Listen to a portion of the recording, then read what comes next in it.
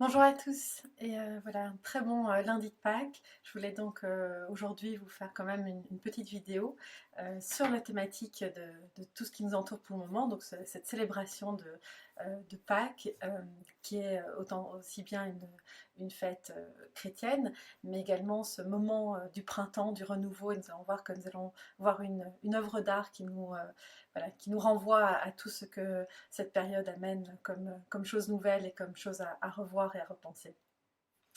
Donc, allons nous promener du côté d'Ixelles, 62 rue Vautier. Comme vous voyez sur la carte de Bruxelles, on se trouve près du parc de Léopold.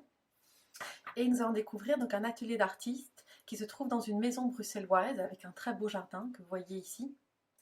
Et à l'entrée, vous vous retrouvez donc devant le musée Wiertz. C'était l'ancien atelier de l'artiste Wiertz, qui est donc aujourd'hui un musée qui appartient au Musée royal des Beaux-Arts de Belgique, qui est ouvert du mardi au vendredi, qui est fermé pendant l'heure du midi, donc ce n'est pas des horaires faciles, mais je vous invite vraiment à découvrir cet endroit qui est un lieu assez secret, mais assez exceptionnel.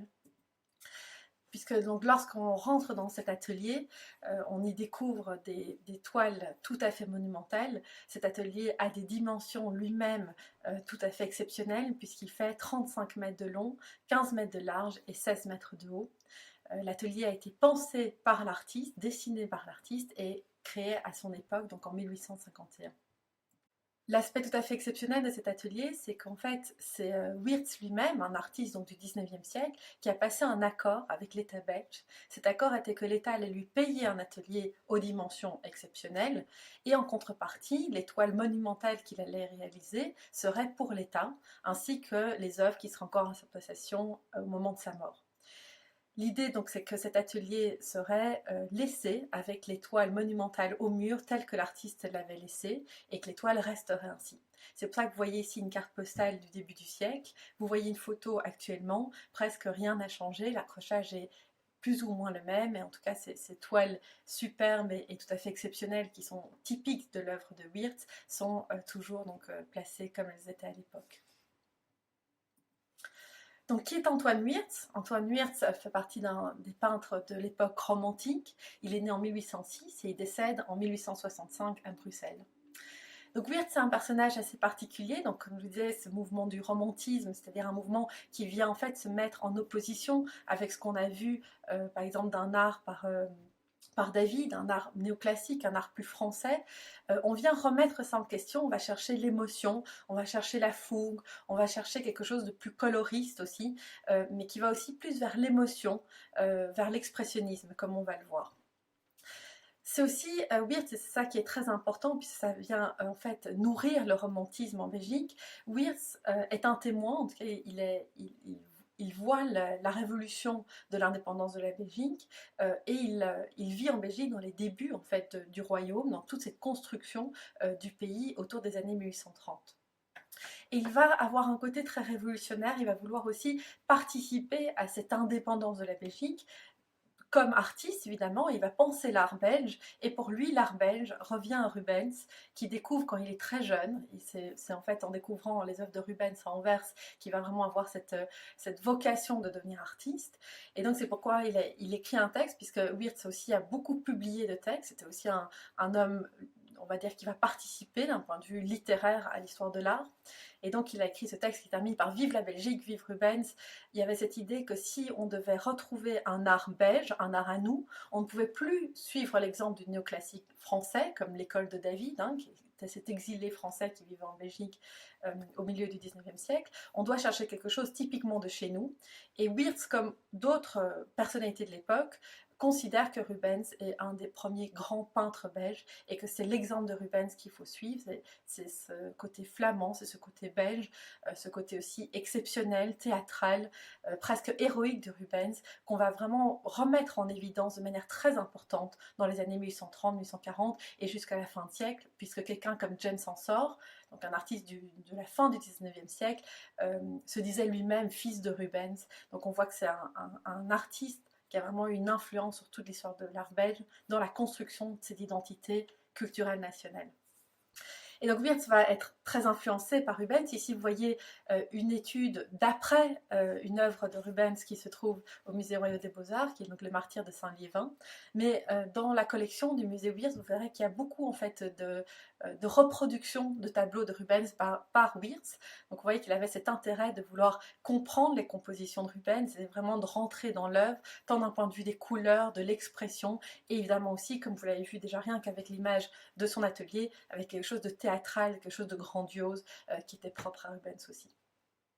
Donc c'est un artiste qui est né à Dinan, mais il va faire la plupart de sa carrière à Bruxelles, et il y a cet accord avec l'État qui lui permet en 1851 d'avoir une maison, un jardin et son atelier. C'est un accord qui va passer dès 1850 avec le ministre Rogier, dont la place porte le nom, un ministre qui a donc pu voir là, en fait, qui a pu parier sur la valeur de l'œuvre de Wiertz. Wiertz qui avait reçu des médailles, qui avait été primé, qui avait un certain succès académique. Donc il a parié sur l'idée que l'œuvre que Wiertz pourrait laisser grâce à cet atelier serait en fait un bon investissement pour l'État par après. Alors, Wiertz a aussi un lien très très fort avec Bruxelles, puisqu'il va proposer des œuvres au Salon de Paris, dont une œuvre qui va donner en fait celle-ci, qui est les Grecs et les Troyens qui se disputent le corps de Patrocle. Donc toutes les œuvres que je montre aujourd'hui se trouvent au musée Wiertz. Et cette œuvre en fait va être très critiquée par les Parisiens, par la presse parisienne.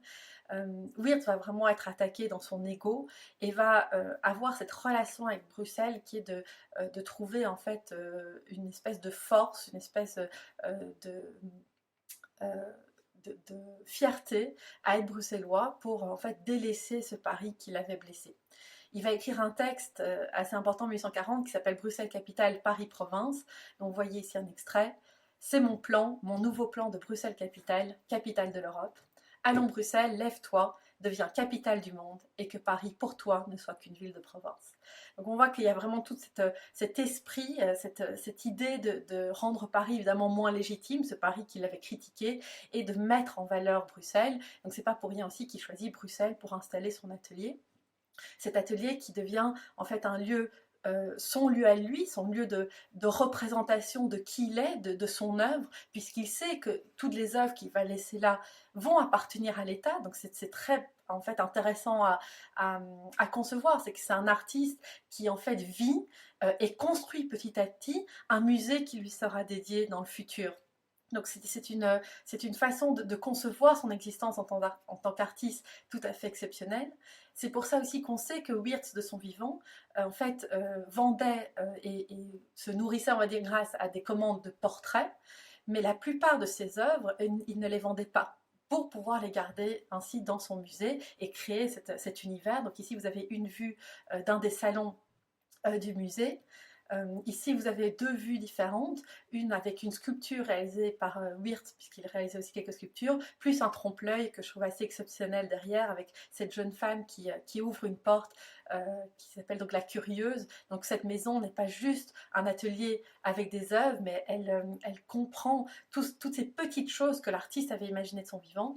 Et puis à votre droite, vous voyez une vitrine où vous retrouvez les pinceaux de l'artiste, ses médailles, un masque mortuaire. Donc je vous invite vraiment à découvrir cet endroit qui est tout à fait magique, puisque on rentre vraiment dans l'univers d'un artiste, et puis d'un artiste très particulier, puisqu'il incarne vraiment cet art tout à fait original, très expressionniste, complètement théâtral et assez grandiose. Ceci est une autre vue de son atelier actuellement, avec l'œuvre en fait que nous allons étudier aujourd'hui, qui est le Triomphe du Christ. Donc vous voyez évidemment que les proportions de cette œuvre sont assez exceptionnelles. Hein. Vous voyez par rapport, j'aime bien cette photo, parce que vous voyez la grandeur par rapport à d'autres œuvres, par rapport, vous voyez, au radiateur, à l'espace qui lui est dédié. C'est un mur entier. Et l'œuvre en fait entre 6 et 11 mètres. Donc on est vraiment là dans la taille d'un mur d'habitation normal. Elle a été créée au départ vers 1848, mais j'ai indiqué une fin en 1865, donc à la mort de l'artiste, puisqu'il était connu que l'artiste, pour ses grandes œuvres qui allaient rester dans son atelier, qui allaient rester à l'état, l'artiste continue à travailler sur ses œuvres de manière régulière et n'a jamais arrêté. En fait, il y avait un côté de perfectionnisme qui fait que les dernières touches auraient pu encore être posées juste avant sa mort. Donc cette œuvre, évidemment, je l'ai choisie pour célébrer ce lundi de Pâques, le triomphe du Christ. On voit que c'est une œuvre donc monumentale comme je vous l'ai dit, mais c'est aussi un nouveau sujet. C'est pour ça que je trouvais ça intéressant, parce que c'est pas, j'aurais pu vous montrer évidemment une résurrection du Christ qui était tout à fait à propos pour le lundi de Pâques, ou une représentation de la Passion, mais ce triomphe du Christ comme Wirth l'a imaginé, vous voyez déjà que cette œuvre normalement devrait d'une certaine manière vous déranger, dans le sens qu'elle ne ressemble à rien d'autre de ce que vous avez pu connaître, en tout cas avant Wirth. Il faut oublier évidemment tout ce qui s'est passé fin 19e, 20e siècle, 21e siècle. On pourrait retrouver des choses peut-être un peu plus chaotiques, un peu plus expressionnistes, mais ce qu'il faut penser, c'est que là, on est vraiment au milieu du 19e siècle, donc avec des représentations normalement très classiques, de crucifixion, d'adoration, voilà, de célébration du Christ sur sa croix, de manière très classique. On voit aussi de manière très rapide, pour ressentir les choses, ceci est une esquisse par l'artiste du Triomphe. C'est une esquisse évidemment qui fait 20 cm, donc elle est toute petite. C'est ça aussi qui est intéressant, c'est qu'on voit aussi, je voulais vous montrer comme ça aussi, le travail de l'artiste, quel genre d'objet il réalisait pour ensuite imaginer une œuvre si monumentale. Et vous ressentez déjà dans cette petite esquisse l'importance du mouvement, l'importance aussi de la tonalité des couleurs. On est dans quelque chose de très chaud, très rouge, très doré. Il y a tout de suite aussi certains personnages qui sont indiqués, mais surtout, vous ressentez le dynamisme que Wirth voulait mettre dans cette œuvre. Et ça, c'est une des leçons qu'il prend de Rubens. Rubens est un des premiers artistes à avoir créé ce côté vraiment mouvementé des œuvres. Dans les œuvres de Rubens, il y a un mouvement, il y a un dynamisme, il y a une énergie, il y a quelque chose de sinueux. On en parle d'un mouvement de sinuosité dans les compositions de Rubens. Rien qu'avec ces petites esquisses, rien qu'avec ces quelques touches de couleur, vous ressentez le mouvement, vous ressentez l'animation. On n'est plus du tout dans quelque chose de statique comme on a pu le voir avec les peintures d'autres artistes. Donc revenons à ce sujet si particulier, donc le triomphe du Christ. Ce qu'il faut aussi évidemment avoir à l'idée, c'est pour ça que moi je l'ai perçu comme ceci, c'est que le lundi de Pâques, c'est en fait le début de ce qu'on va appeler la semaine du renouveau. Et évidemment, cette semaine du renouveau ouvre la problématique au-delà de la religion chrétienne, pour repenser en fait cette fête du printemps, cette fête de ce moment où la nature devient autre. La nature aussi se remplit d'espoir aussi.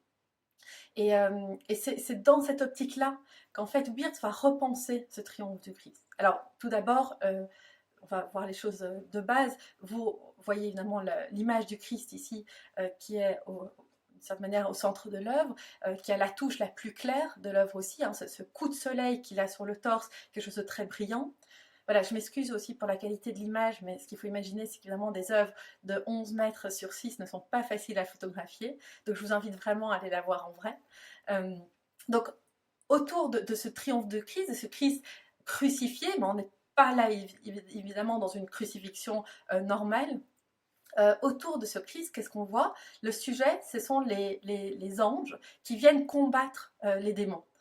Donc vous voyez là, j'ai juste entouré donc un des anges qui vient avec son éclair, quelque chose évidemment de très incisif, de très directionnel, hein, avec cette foudre, ce doigt qui montre, qui désigne. Et dans le coin inférieur gauche, vous voyez cette masse qui en fait est un serpent, ce serpent qui est donc le symbole du mal, et que ces anges du paradis vient chasser, vient combattre, et ce serpent qui vient tomber dans une espèce d'obscur chaos. Alors, si on regarde évidemment un peu plus attentivement, on voit que la reproduction du geste du Christ se retrouve à différents endroits du tableau.